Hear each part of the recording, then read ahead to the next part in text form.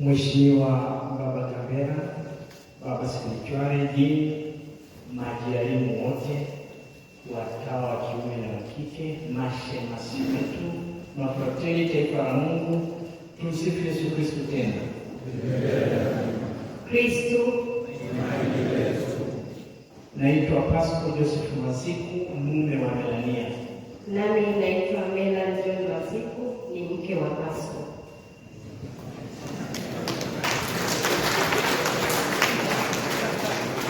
Na kabla tujasonga mbele, tunawaalika kushiriki nasi katika kumshukuru Mungu. Tumeuanza mwaka wa 25 wa ndoa, tuko kwenye jubilei sasa mpaka tarehe 9 mwezi wa pili mwakani.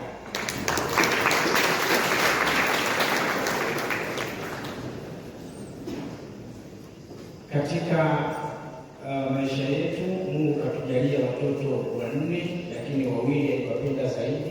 Tumebaki na watoto 2, Johnson na Rosley. Tunatoka Jimbo Kuu Katoliki Dar es Salaam. Tuko kwenye timu ya uinjilishaji ya Jimbo Kuu Katoliki Dar es Salaam, lakini tunafanya utume special wa masuala ya familia. Na tunashukuru uongozi kwa kutualika na kututuma tena ili tuzungumze pamoja nanyi kwenye maeneo haya juu ya masuala ya afya. Tutakuwa na mada fupi zifuatazo. Mada yetu ya kwanza itakuwa mtu ni mwili na roho, na mada ya pili itahusu afya ya akili, roho na mwili.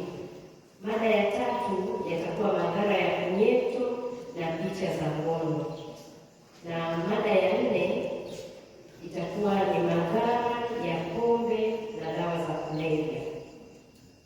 Kila mtu na aishi kadiri ya wito alioitiwa. Haya ni maneno ya kwanza muhimu kabisa ambayo Mtume Paulo anatualika kutoka waraka wake wa Waefeso sura ya 4 aya ya 1 hadi ya 8, kwamba kila mtu aishi kadiri ya wito alioitiwa. Na humo ndivyo tunalipata kanisa la kisinodi. Tunaweza tukashirikiana, mapadre, watawa, walei, vijana kwa wazee, tukatembea pamoja, lakini kila mmoja akasaidia mwenzake aishi wito wake. Kwani tunaona wito wa kutimiza utume uliokabidhiwa na Kristo kwa mitume wake ndani ya kanisa hadi mwisho wa nyakati ni wito wa sakramenti ya daraja takatifu ya upadre kadiri ya Katekisimu ya Kanisa Katoliki namba 1536. Lakini wito maalum wa walei ni kutafuta ufalme wa Mungu, wakiangaza na kupanga malimwengu kadiri ya mpango wa Mungu. Ni kuitika wito wa kuwa watakatifu na kufanya utume wa ubatizwa wote kadiri ya Katekisimu ya Kanisa Katoliki namba 897 hadi 900, lakini na 940. Na kwenye kitabu cha Mambo ya Walawi sura ya 19, Injili ya Mathayo sura ya 5 aya ya 48, lakini pia Baba Mtakatifu wa kwanza Petro waraka wake wa kwanza kwa watu wote sura ya 2 aya ya 15 hadi ya 16, tumealikwa kuwa watakatifu. Kwa hiyo moja pia ni kutakatifuza malimwengu. Tunaona kabisa kipindi kilichopita au miaka mingi iliyopita tumekuwa tukitafakari juu ya mambo 12 yaweza kusaidia mtu aweze kutafakari wito wake. Ambayo tunaona ploti, kuna msingi, kuna nguzo, dirisha, kuna paa, lakini kuna sehemu, kuna kitu gani ambacho unataka kukiingiza kwanza ndani ya nyumba ambayo ni thamani. Lakini tukaona namna gani ya kutunza mazingira yetu kama baba alivyoongea hapa kuhusu Laudato-Si. Kwa vile tulishayaongelea hayo kwa nafasi yake, ili kuyafanikisha na kuyaweka imara maeneo yote 12 ya hekalu la Roho Mtakatifu, uliyeitwa unapasa kuzingatia afya ya akili, roho na mwili. mwili. Na ndio mada kuu za leo zitalenga hapo. Kwa nini? Kwa sababu yale maeneo 12 yanalenga nyumba, yanalenga hekalu hili la Roho Mtakatifu, kama babu yetu Joshua kwenye kitabu cha Joshua sura ya 24 aya ya 15 aliyesema, mimi na nyumba yangu tutamtumikia Bwana. Lakini katika Agano Jipya Mtume Paulo anatufanulia hii nyumba, anatuambia waraka wake wa kwanza kwa Wakorintho sura ya 6 aya ya 15 hadi ya 20 kwamba hamjui ya kwamba miili yenu ni hekalu la Roho Mtakatifu? Basi aya ya 20, itumieni miili katika kumtukuza Bwana. Kwa hiyo unaona ile wito kila mmoja aliyoitiwa, hakikisha kwamba anatumia mwili na roho kulipiga pochi ya nafsi yake na uwepo wake katika kumtukuza Bwana. Na tukianza na afya ya akili, kulingana na shirika la afya duniani WHO, afya ya akili ni hali ya ustawi ambapo mtu anatambua uwezo wake, anaweza kukabiliana na misongo ya kawaida ya maisha, anafanya kazi kwa tija na kuchangia katika jamii yake. Lakini pia afya ya akili humaanisha kuwa na fikra njema, mawazo na mtazamo chanya. Kwa hiyo ukielewa hivyo, huo ni ulimwengu unaotuambia juu ya afya ya akili. Hata fikra njema tu, mawazo mema na kadhalika. Bwana wetu Yesu Kristo katika kipindi kama hiki cha Kwaresma, Injili ya Marko sura ya 7 aya ya 21 hadi ya 23 anatukumbusha kwamba kuna mambo yanayomtia mtu najisi huwa yale yanayomtoka moyoni: uzinzi, uasherati, wizi, ufisadi, tamaa mbaya na kadhalika. Haya yanakuharibia afya yako. Kwa hiyo ili uweze kuwa na afya njema, unahitaji haya kuyatiisha. Pia kuna masuala ya klausura ya njia za fahamu.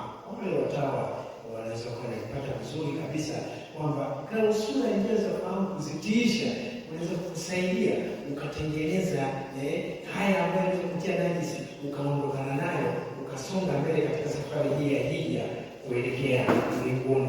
Lakini kuna vipaumbele muhimu vya afya ya akili ambavyo ni ustawi wa kihisia na kisaikolojia, yaani uwezo wa kusimamia hisia na mawazo. Unapaswa kuwa na uwezo wa kusimamia hisia zako na mawazo yako, kwa sababu wewe ni rational being. Hutumii instinct. Mtu ameumbwa ana uwezo wa kufikiri, kusema, kuamua na kutenda. Kwa hiyo huyo ni rational being. Kwa hiyo kama akaweza akawa na ustawi, akaweza kuzisimamia hisia zake na mawazo yake, ni kigezo kimoja kusema huyu ana afya, ana afya ya akili. Lakini uwezo wa kukabiliana, yaani uwezo wa kuhimili shinikizo, msongo wa maisha, yanaweza kuwa mambo kutoka ndani, kuna internal conflict, yanaweza kuwa ya nje, yanaweza kuwa mambo mengi yanatusonga, lakini kama utaweza kuyahimili, unasema we grow mature through facing the challenges. Kwa hiyo unapopambana na changamoto mbalimbali na peni, hatusemi ile ya kunguru mwoga ukimbiza bawa lake.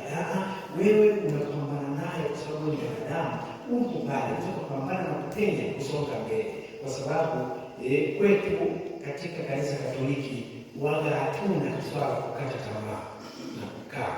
Kama kituo cha 7 cha njia ya msalaba tunaambiwa Yesu anaanguka mara ya pili, lakini anasimama mara, na sisi tunaendelea kusimama na tunamuomba naye atusaidie. Tukianguka kama ni dhambi, tusimame, tusonge mbele, sio turudi nyuma na kukata tamaa. Lakini tija na ufanisi, yaani uwezo wa kufanya kazi vizuri na kutimiza majukumu. Ni muhimu sana uwezo wako wa kutimiza majukumu, kutimiza wajibu wako na mamlaka.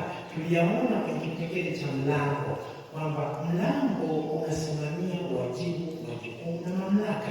Sasa haya utakayopewa wewe, ulio nayo tayari, mengine haya unayasimamiaje, unayatumiaje? Ndio maana kuna watu wanaweza vibaya nafasi yake, kutumia vibaya mamlaka yake, iwe ni baba wa familia au ni padri au ni askofu au kiongozi wa serikali au yeyote yule, akipewa nafasi anaweza akaitumia vibaya. Kwa hiyo ule uwezo wa kuweza kutumia vizuri ukatimiza wajibu wako ni kipimo cha afya ya akili. Uhusiano wa kijamii, yaani kuchangia vyema katika jamii na kudumisha mahusiano.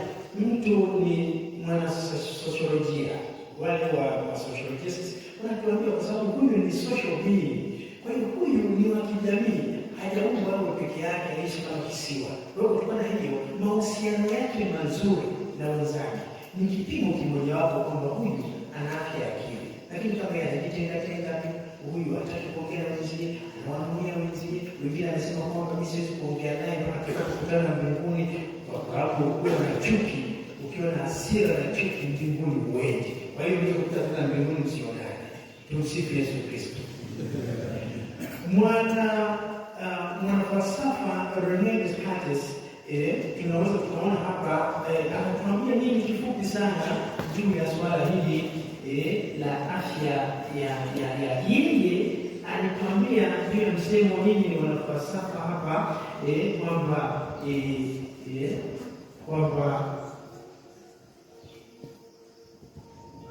kama wanafalsafa mara nyingi tumekuwa tukitenda makosa fallacy, tuna commit fallacy aidha kwa kujua au kwa kutojua, au pale ambapo tunakuwa tunaumwa akili kwa kuwa na msongo wa mawazo, au pengine shetani pia anatudanganya. Kwa hiyo tunajikuta tunaweza tukafanya maamuzi ambayo si sahihi, au maamuzi ambayo hatuko tayari kuwajibika nayo. Ndio maana mwanafalsafa ambao tunasema ni mwanafalsafa wa kizazi kipya ni Rene Descartes. Yeye alisema cogito ergo sum. Maana yake I think therefore I am. Kama naweza nikatafakari, naweza nikajiuliza, naweza nikatambua mambo kwa uelewa wote na akili yangu iko timamu, basi hapo nitajua kwamba kweli mimi nipo. Basi msikilize Rene Descartes. Cogito ergo sum, or I think therefore I am, is a quote from the French philosopher René Descartes in his book Meditations on First Philosophy. Descartes wanted to find some knowledge which could be known with absolute certainty, and so whatever could be doubted even a little had to be thrown away. Descartes used this method of radical doubt to question his senses, the existence of the external world, and the existence of God. He imagines an evil demon which deceives him about all that he thinks he knows. Could it be possible that this evil demon deceives him about his own existence? No. Because in order to doubt his own existence, he must exist in the first place. Hence the quote, I think, therefore I am. This is not presented as a logical argument, but rather as an intuition, one so clear and distinct that it couldn't possibly be doubted. With that, Descartes has the foundation to rebuild his knowledge of the world, and in the process, birth modern philosophy.